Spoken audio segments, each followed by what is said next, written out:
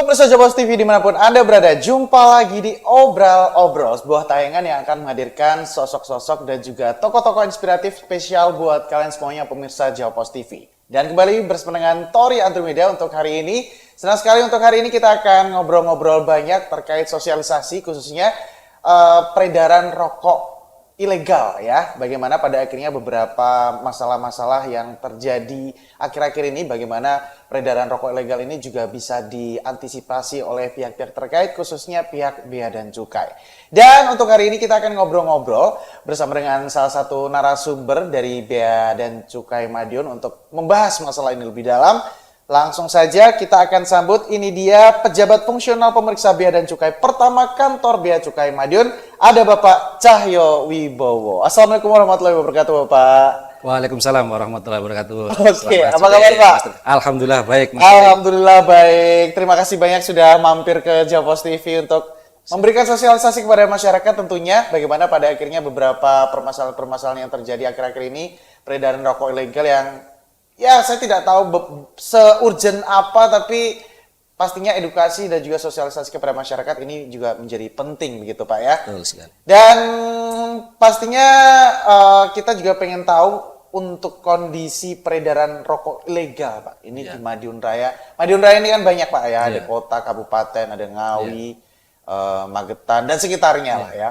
Ini bagaimana sih peredaran rokok ilegal di Madiun Raya, khususnya untuk kota Madiun dan lain-lain? Iya, jadi begini Mas Tori ya, peredaran wilayah kita ini ada dua hal, terutama wilayah pemasaran dan daerah distribusi perlintasan. Nah, kalau untuk wilayah pemasaran memang kondisinya juga cenderung meningkat peredarannya rokok ilegal itu, karena memang disinyalir karena daya beli masyarakat yang turun, sehingga masyarakat-masyarakat yang tadinya membeli yang rokok resmi ada peningkatan harga, daya beli masyarakat turun, sehingga mereka juga membeli rokok ilegal dengan harga yang lebih murah seperti itu. Dan juga kita saya tadi menyampaikan kalau daerah kita daerah perlintasan, ada pengiriman barang rokok ilegal dari wilayah yang kita duga menjadi sumber rokok ilegal, yaitu ada wilayah di daerah Jawa Timur,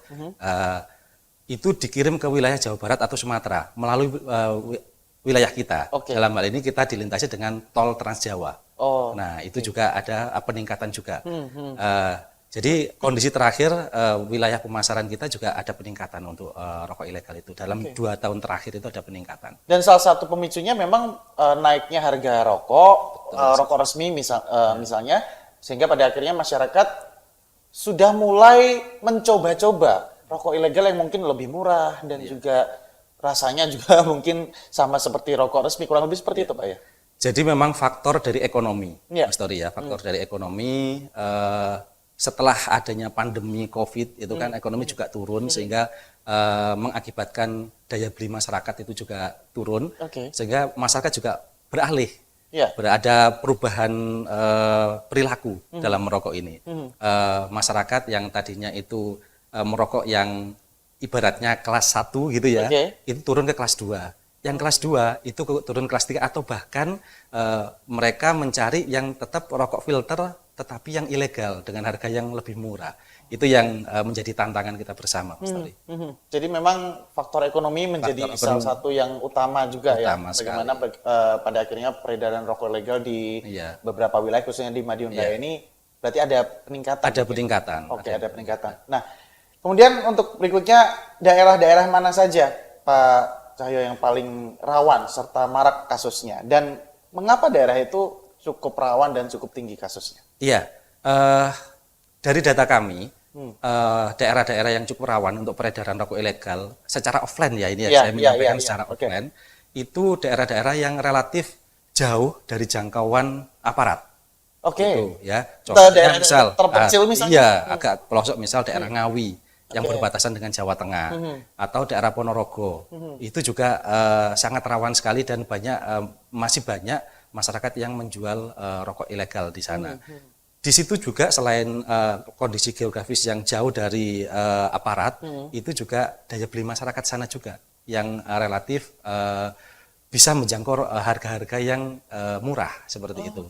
Jadi tawaran rokok ilegal itu dia tidak menawarkan kualitas, tapi hanya menawarkan harga. Iya, mereka menangnya di harga, dan kondisi masyarakat kita itu menyambut baik dengan harga yang seperti itu gitu loh. Itu yang menjadi tantangan kita bersama gitu, Mas Tori. Jadi memang beberapa daerah-daerah terpencil menjadi cukup rawan, bahkan mungkin bisa dibilang sangat rawan karena ketidaktahuan masyarakat juga terkait rokok ilegal, kemudian bagaimana mereka membedakan rokok ilegal dan legal, termasuk bagaimana pada akhirnya para pelaku ini bisa lebih leluasa untuk memasarkannya di daerah-daerah terpencil dengan minimnya sosialisasi masyarakat dan jangkauan daya beli masyarakat yang bisa terjangkau gitu ya untuk harganya gitu Pak ya.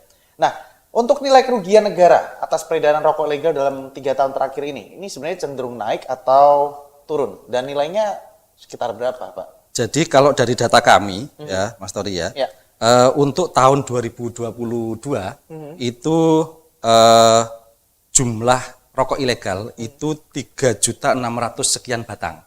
Wow. Nah, dengan nilai kerugian negara 2,39 M. Itu. Tahun 2023 itu di data kami ya ada peningkatan. 2023. Jumlah batangnya itu 4 juta sekian, 4.056.000 batang. Dan peningkatan nilai kerugian negaranya 3,5 miliar. Jadi dari kerugian negara 2,4 miliar menjadi 3,5 miliar kerugian negaranya. Itu artinya meningkat? Peningkatan peredaran dan penindakan kita. Iya, jadi dari hasil penindakan kita saja. Gitu. Jadi artinya dengan jumlah yang kita tangkap itu sudah ada peningkatan. Wow. Begitu. Jadi artinya memang untuk saat ini, dan hasil survei nasional yang dilakukan oleh UGM itu juga ada peningkatan. Dari data yang saya punya itu tahun 2022 ini sebentar 5%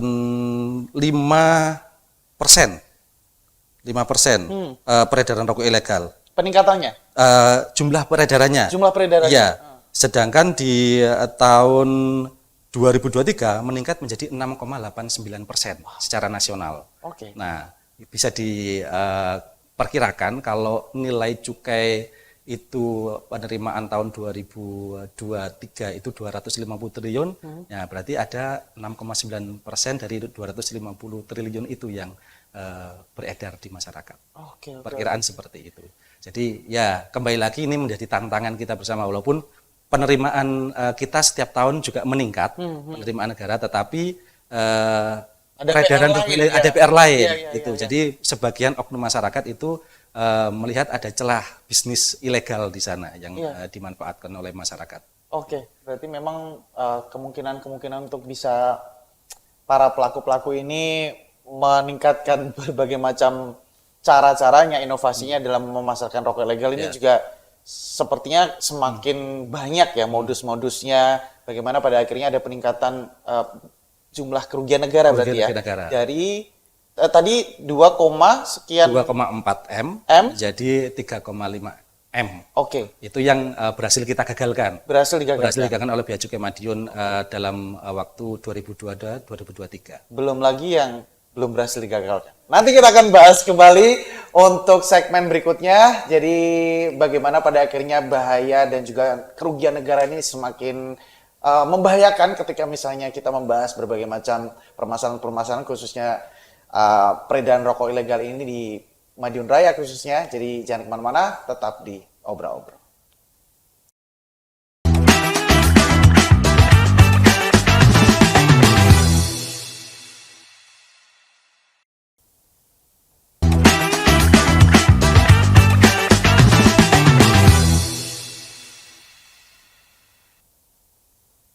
Kembali lagi di Obrol-Obrol dan masih bersama dengan Pak Cahyo Wibowo dari Bea Cukai Madiun ya.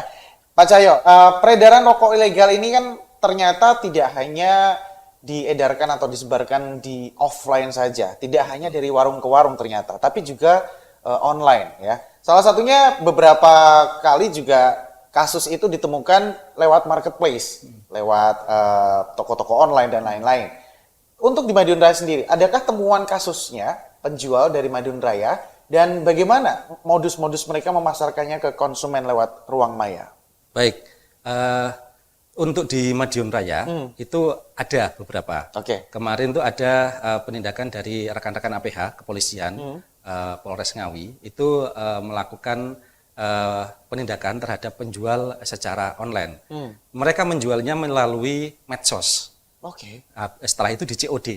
Nah, sama teman-teman Polres Ngawi itu dilakukan penindakan dan diserahkan kepada kami. Dan kalau untuk besarnya memang tidak terlalu besar penjualnya, tetapi kalau untuk pembeliannya itu sangat mungkin karena penindakan kami dan data kami untuk penjualan melalui marketplace itu juga cukup tinggi. Ini peningkatan ini terasa ketika pandemi COVID. Setelah pandemi COVID itu kami melihat penjualan-penjualan secara online itu semakin meningkat. Dan penindakan kami, kita melakukan penindakan terhadap penjualan melalui online itu juga cukup banyak gitu ya, dilakukan itu. Dan kami melakukan operasi ya di perusahaan jasa kiriman. Jadi ini perusahaan jasa kiriman bekerja 24 jam, menerima kiriman dari mana-mana saja. Dan kita harus berkejaran dengan kecepatan dari perusahaan jasa kiriman itu juga. Teman-teman jasa kiriman tidak mengetahui barang itu yang dikirim apa, sehingga kami yang harus bekerja keras untuk bisa menghentikan peredaran rokok ilegal itu. Tapi memang dalam arti apakah memang terjalin kerjasama antara pihak Bea dan Cukai dengan beberapa jasa pengiriman tersebut untuk bisa menindak peredaran rokok ilegal itu?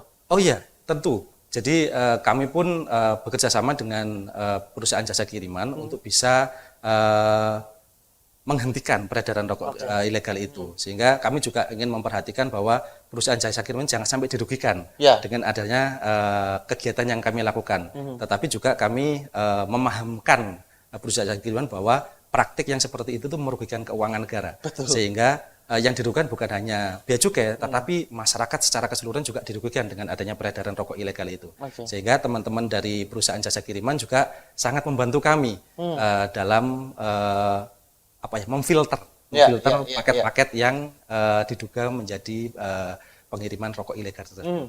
Itu mungkin salah satu cara yang dilakukan oleh pihak Bea dan Cukai untuk bisa paling tidak meminimalisir ya peredaran rokok legal dengan bekerja sama dengan jasa-jasa pengiriman tersebut. Tapi mungkin ada metode-metode lain, Pak, yang dipakai oleh pihak Bea Cukai untuk bisa memberantas peredaran rokok legal ini di ruang maya. Mungkin ada beberapa langkah-langkah lain misalnya.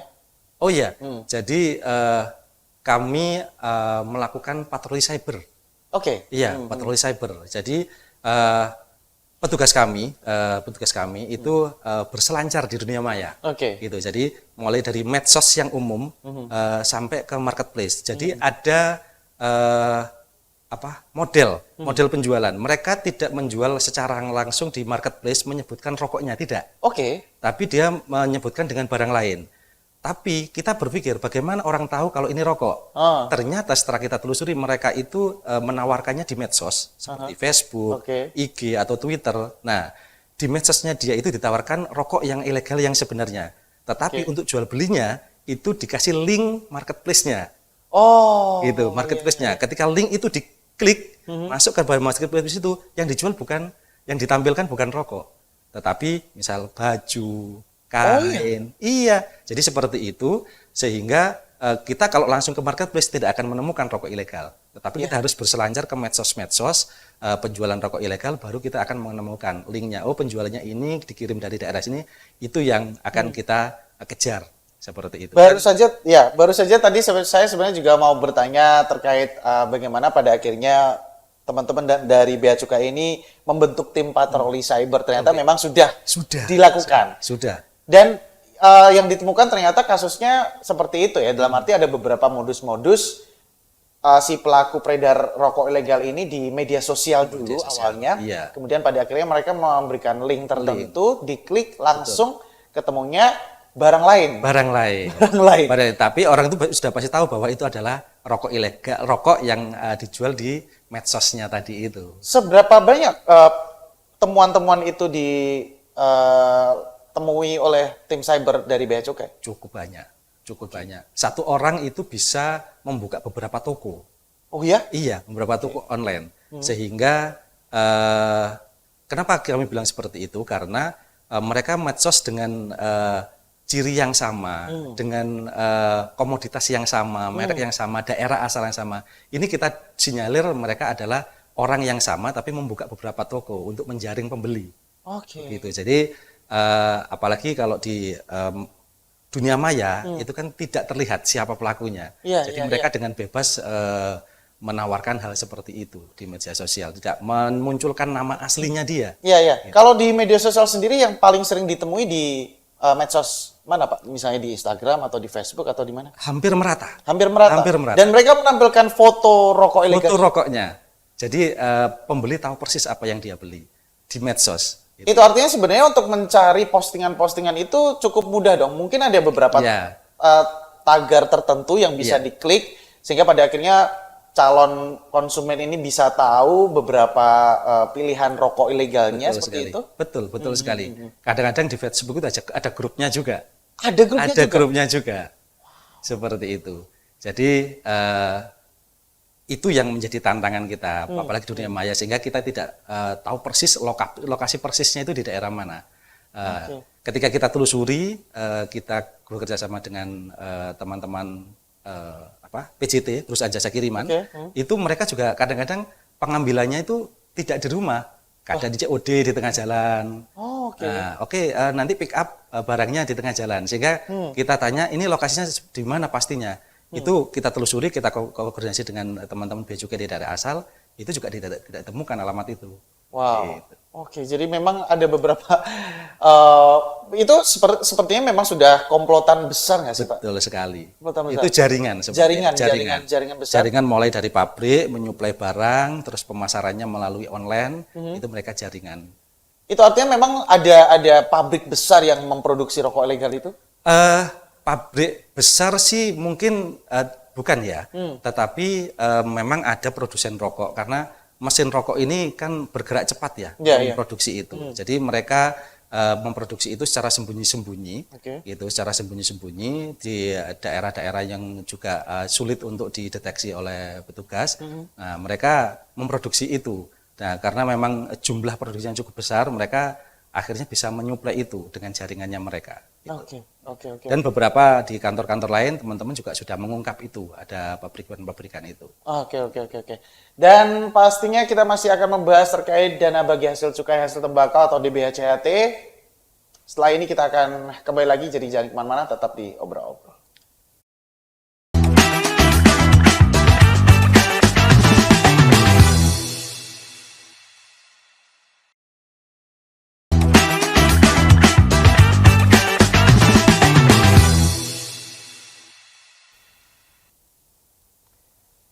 Kembali lagi di Obrol dan masih juga bersama dengan Pak Cahyo Wibowo dari Bea Cukai Madiun. Pak Cahyo, ternyata porsi di BHCHT untuk sosialisasi cukai atau pemberantasan rokok ilegal di daerah, khususnya di Madiun Raya, ternyata turun dari tahun ke tahun. Ini penyebabnya apa, Pak? Monggo. Iya, jadi begini Mas Tori. Tren peredaran rokok ilegal dari 2-3 tahun terakhir ada peningkatan. Sehingga ada kebijakan dari pimpinan kami di kantor pusat untuk mengurangi dana DBHCHT untuk kegiatan penegakan hukum yang tadinya itu kebanyakan digunakan untuk sosialisasi, itu sekarang porsinya agak berubah. Misal 60, tadinya 60 sosialisasi, 40 pemberantasan, sekarang dibalik. 40 sosialisasi, 60 pemberantasan. Harapannya apa? Bisa menekan peredaran rokok ilegal, harapannya. Dengan, langsung action untuk penindakan. Selama ini kita sudah sangat masif melakukan sosialisasi dan dengan berbagai macam cara, baik offline maupun online seperti itu kan. Tetapi ternyata setelah dievaluasi, disurvei, itu ada tren peningkatan rokok ilegal, sehingga diambil kebijakan untuk proporsi penggunaan DBHCHT di bidang penegakan hukum itu lebih diarahkan untuk pemberantasan. Harapannya apa? Harapan dengan dana DBHCHT yang cukup besar itu mempunyai dampak signifikan dalam pemberantasan rokok ilegal ini. Dan kegiatan represif ini juga sebagai tindak lanjut dari kegiatan preventif yang dirasa selama ini mungkin ada sebagian masyarakat yang perlu tindakan represif itu sehingga ada efek jerahnya. Nah, jadi ada beberapa masyarakat yang sudah mengetahui ada aturan, ada sanksi hukumnya, tetapi mereka lebih tertarik pada keuntungan ekonominya, gitu. Masih kalah ya? Betul, masih kalah dari itu. Jadi kalaupun kita sudah memberitahukan tentang manfaatnya, cukai yang resmi itu seperti apa, manfaat ekonomi terhadap Pemda dan segala macamnya, mereka masih kalah dengan kebutuhan ekonomi pribadinya, gitu. Sehingga mereka lebih tertarik untuk berbuat atau membeli rokok ilegal itu. Dan ini yang menurut kami perlu diberantas. Yang seperti ini yang perlu diberantas. Bukannya untuk mengadakan sosialisasi tetap, karena sosialisasi ini mungkin ada beberapa masyarakat yang belum mengetahui adanya sosialisasi tentang cukai, sosialisasi tentang pemberantasan dan pencegahan rokok ilegal itu sendiri. Tetap sosialisasi tetap ada, tapi juga kita tingkatkan di operasi pemberantasan.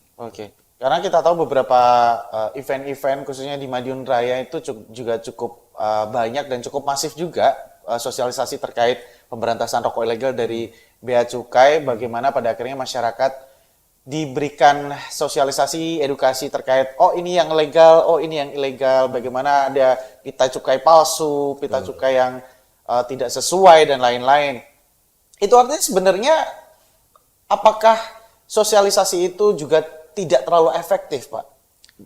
Sebenarnya efektif, tapi memang kembali lagi dari sekian banyak masyarakat, ada masyarakat yang lebih cenderung tetap melakukan pelanggaran. Nah, terhadap masyarakat yang seperti ini yang perlu diberikan efek jerah dengan adanya operasi pemberantasan yang masif, sehingga mereka juga jerah. Pertama, jerah karena barangnya ditindak. Kalaupun misal di jasa kiriman kita tidak bisa mengetahui penerimanya nih, tapi barangnya dia sudah rugi dengan barangnya ditindak. Apalagi kalau kita melakukan penindakan terhadap yang bersangkutan dan diproses hukum. Dan perlu diketahui, Mas Tori, dalam 2 tahun terakhir ini kita juga ada peningkatan terhadap penyidikan. Kita sudah melakukan penyidikan, terutama daerah Ngawi. Nah, daerah Ngawi kita sudah melakukan penyidikan dengan total tersangka ada 4 kalau tidak salah. 4 atau 5 di sana. Gitu. Berarti tidak menghilangkan sosialisasi, tapi tetap meningkatkan penindakannya daripada sosialisasinya. Betul sekali.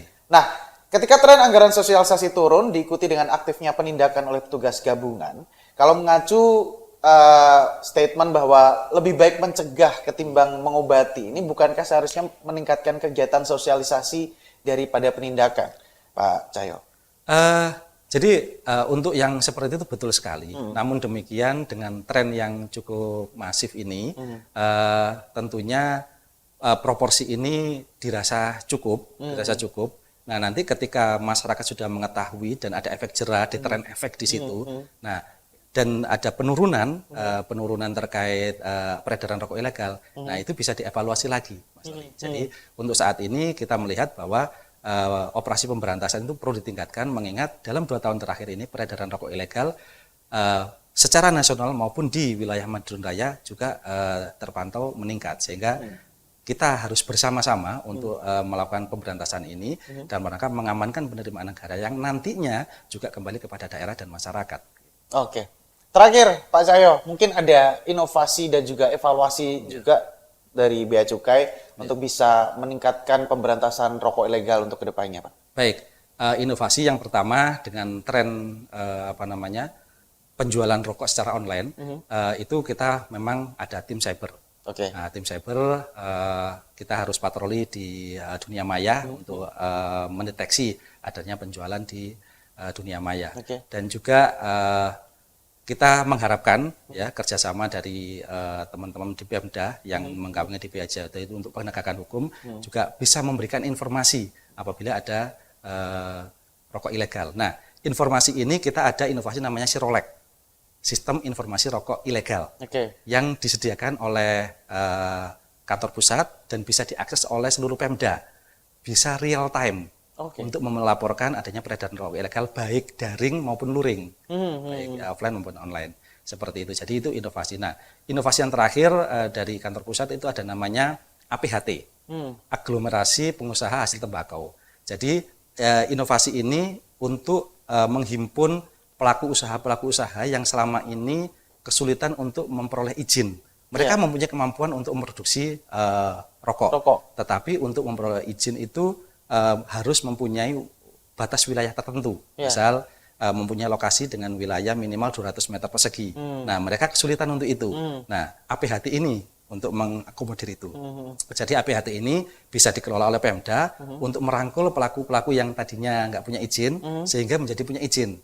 Dengan punya izin itu mereka bisa berusaha secara resmi begitu. Dengan harapan seperti itu peredaran rokok ilegal semakin bisa ditekan. Oke. Jadi memang ada beberapa inovasi dan juga evaluasi yang dilakukan oleh Bea Cukai, bagaimana pada akhirnya tim cyber juga masih terus bergerak untuk bisa menindak peredaran rokok ilegal. Kemudian ada beberapa Sirolek. Sirolek tadi, ada pelaporan-pelaporan yang bisa dilakukan, termasuk juga menghimpun para pengusaha-pengusaha rokok tembakau khususnya, bagaimana mereka pada akhirnya bisa tetap punya usaha, tapi tetap dengan cara-cara yang legal. Gitu. Cara-cara yang resmi, tidak cara-cara yang ilegal seperti itu. Terakhir banget, Pak Cahyo, mungkin bisa diberikan sosialisasi dikit aja ke masyarakat terkait peredaran rokok legal. Monggo. Ya, baik, untuk masyarakat Madiun Raya, ya, kami mengajak kepada seluruhnya untuk mencegah dan memberantas rokok ilegal. Rokok yang pertama, rokok yang tidak dilekati pita cukai atau rokok polos. Kedua, rokok yang dilekati dengan pita cukai palsu. Ketiga, rokok yang dilekati dengan pita cukai bekas. Dan keempat adalah rokok yang dilekati dengan pita cukai berbeda. Pita cukai berbeda itu kalau ada rokok filter, misal rokok filter tapi dilekati dengan pita cukai kretek. Nah, itu juga tolong diberantas, tidak dibeli. Terus yang kedua, rokok yang isinya 20 batang dilekati dengan pita cukai 16 atau 12 batang, itu juga termasuk rokok ilegal. Nah, kami menghimbau kepada masyarakat untuk pertama, tidak memproduksi rokok ilegal. Kedua, tidak memperjualbelikan rokok ilegal. Ketiga, tidak mengkonsumsi rokok ilegal. Dan yang terakhir, kalau sudah tidak memproduksi, tidak menjual, tidak mengkonsumsi, apabila menemukan rokok ilegal atau peredaran rokok ilegal, harap melaporkan kepada Bea Cukai Madiun atau kepada rekan-rekan di Satpol PP daerah masing-masing. Begitu. Oke, terima kasih banyak Pak Cahyo Wibowo sosialisasinya kepada masyarakat. Sekali lagi kepada masyarakat juga dihimbau juga untuk kerjasamanya juga ya. Karena sinergi antar Bea Cukai, kemudian para petugas penegakan hukum dan juga masyarakat ini juga penting sekali. Bagaimana pada akhirnya kita tidak memproduksi rokok ilegal, kita tidak memperjualbelikan rokok ilegal, kita tidak mengkonsumsi rokok ilegal, dan tentunya kita harus punya peran aktif juga untuk bisa melaporkan ketika memang ada beberapa tindakan-tindakan ataupun peredaran rokok ilegal di sekitar kita, untuk bisa menghubungi pihak-pihak terkait dan juga bisa meminimalisir lah paling tidak ya peredaran rokok ilegal dan tidak sampai merugikan negara. Betul, itu yang paling penting ya. Terima kasih banyak sekali lagi Pak Cahyo Wibowo untuk sosialisasinya dari Bea Cukai Madiun, dan tentunya semoga harapan kita dengan adanya obrolan kita bisa memberikan sosialisasi yang lebih lagi kepada masyarakat, bagaimana pada akhirnya rokok ilegal ini bisa merugikan kita semuanya ya, bisa merugikan negara, dan pada akhirnya di BACHT juga bisa terserap dengan baik juga ke depannya dan bisa memberikan manfaat untuk masyarakat. Dan tentunya simak terus obrolan-obrolan lain yang inspiratif di program Obrol-Obrol yang hadir setiap hari hanya di Jawa Post TV. Dan akhirnya saya Torrento Meda mewakili kerabat kerja yang bertugas mengucapkan terima kasih banyak atas perhatian Anda. Sampai ketemu lagi di Obrol-Obrol episode berikutnya. Bye.